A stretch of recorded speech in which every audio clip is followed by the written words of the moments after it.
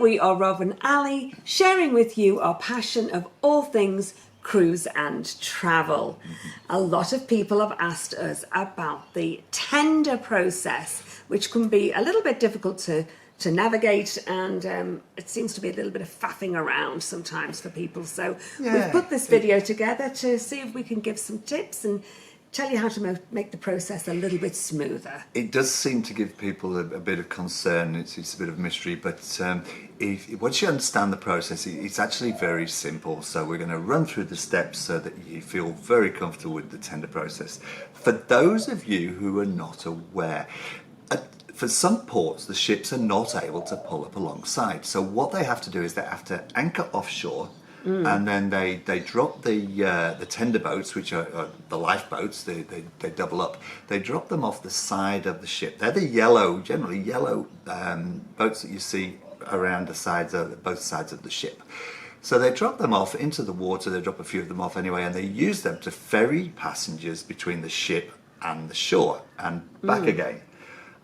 So that is the tender boat. Now, in some of the larger ports, they're sort of fortunate to be able to use some of the local boats. So they could be the catamarans or the tour boats, or some of the big boats where they hold a lot more people. A little bit more luxurious. A lot more luxurious. And can hold more people, and sometimes you could have an upper deck that you can sit up top and get a nice view and things, but otherwise they're the lifeboats. And the ones they use are faster. So if there's a port, so Ellie Beach, for example, Ellie Beach, they use the local reef tour boats. They go a lot faster, they hold a lot more people. The tendering on and off the ship is a lot faster process. Now, you need to factor this into account, because generally speaking, the bigger the ship, the more passengers, the longer it is going to take to get people off and on the ship. They need to maintain a certain number of these tenders or lifeboats on the ship in case of an emergency. So they can only use a certain number of them, and they are limited. They're limited to about 150 passengers, but they don't squash 150. Obviously, if they're using it as a lifeboat, they probably get 250 in there. It's like getting as many people as possible, but they don't when it's as a tender ship. So if everybody has a seat, and you are not expected to wear life jackets on board these vessels. No. Literally, it is just a little ferry that goes backwards and forwards between the docking stage and the ship. It is, but because it's a limited number of passengers, because there are a limited number of them, it can take some time. So how do you get on the tender boats? Okay, so first of all, one thing we'll say is if you are booked on a shore tour, you do not need to worry about it. Your tendering will be taken care of. You'll have a place to meet on the ship. That's a ship tour. Yeah, a ship tour. So if you booked a tour that you booked on the ship, your tendering will be taken care of. You do not need to get a tender ticket. You do not need to you don't need to worry about it at all. If you have taken one of the ship programs out, sort of like the Key, for example, with Royal Caribbean, or I think Faster to the Fun with Carnival, and other cruise companies do this, they generally include priority tendering, so you do not need to worry about this either. So this video is for the rest of us. The people who have done your own thing, or you just want to get off the ship and do your own thing, or you've booked privately. You need to get a tender ticket. So different cruise companies operate different ways, but generally speaking, there's two. There's a self-service one where the tickets are put on a board, and you go and at a certain time, at a certain place, you go and pick up your tender tickets. Or they will have a desk allocated with crew members who hand out the tickets. This will either be the day before the port or the morning of the port. But you will be told the process that is going to be used and where to go and when. It can be, so you'll either hear it on the tannoys, on the PA system. Sometimes they will slip a separate information sheet in your cabin, or in the door of your cabin. And sometimes it's actually just in the activities for the day, isn't it? I think normally it's a separate sheet. Yeah, but you'll be readily available now.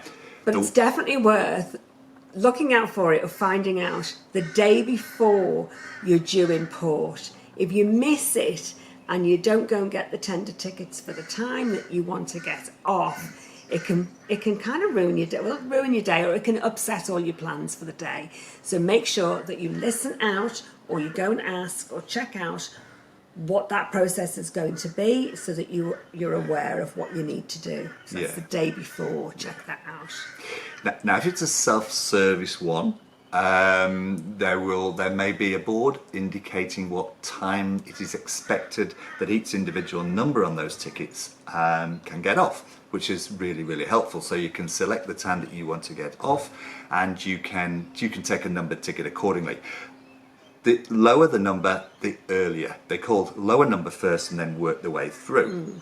Okay, if you are on a cruise where a crew member is handing out the tickets, you can just ask them and they will give you a guide as to what sort of numbers you might need depending on what time you want to get off. So very easy, everybody's there to help. If you just want to get off and have a little walk around, or you just want to do the afternoon, normally once everybody's sort of off, so it's a few hours normally, isn't it, for that to happen, you can normally then just... You are jumping the gun here. Sorry. So, all right, so you've got your ticket. You've got your ticket, you know your number, you know what sort of time that you're likely to be getting off. Be ready. What I would say is have everything ready, but you're free to do whatever you want during that time. Just make sure you can hear the announcements. So they will call your numbers. They'll call the numbers in order from 1 to whatever it goes. And after those numbers have finished, that's what I was going to say, or what you were going to say, sorry. Okay, yes. After those numbers are finished, they have what they call open tenders. Now, open tenders means that you do not need a ticket. You can come and go as you please.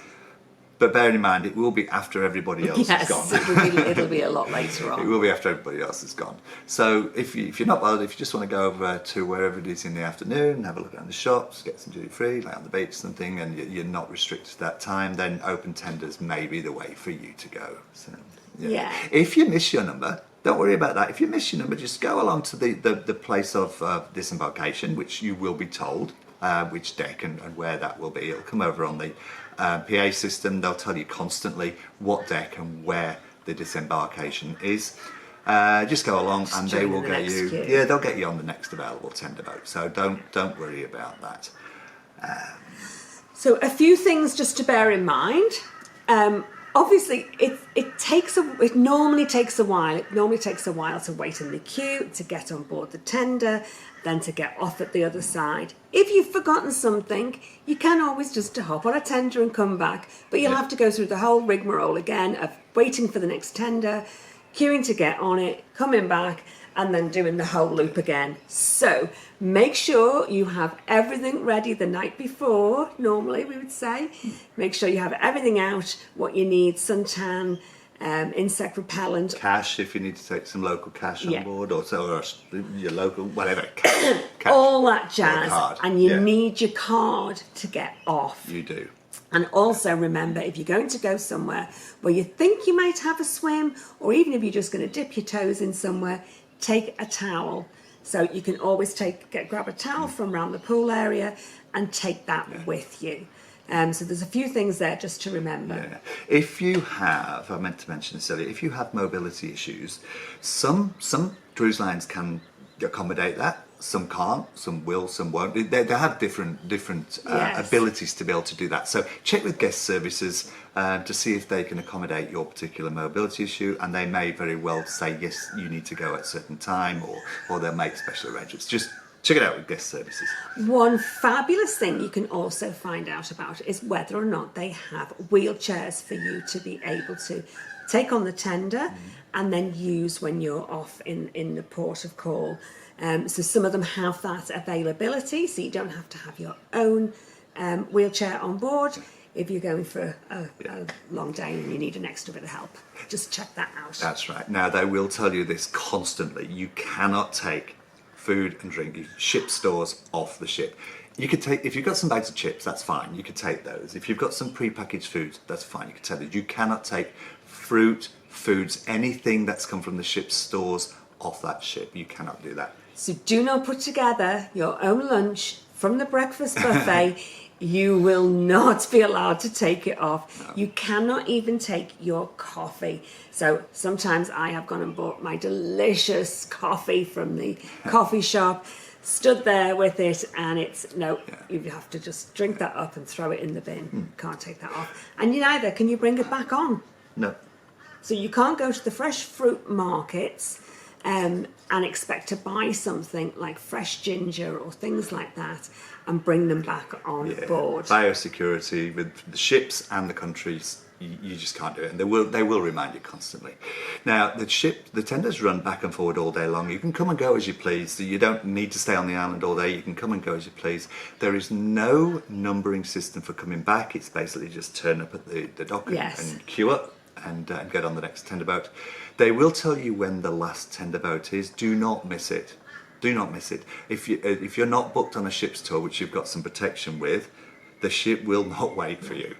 They have strict time frames. There are significant costs involved in remaining over time. It's all sorts of reasons. But we've been on cruises where people have been left.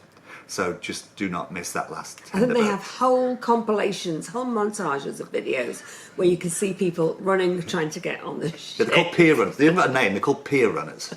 There you go. Don't be a pier runner, because there will be crowds of people standing over the side of the ship shouting at you. And anyway, that's all right.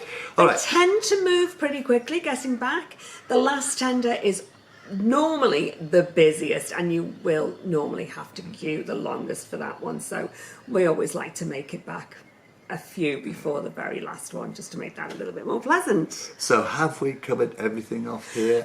There's just one little minor point is about seasickness.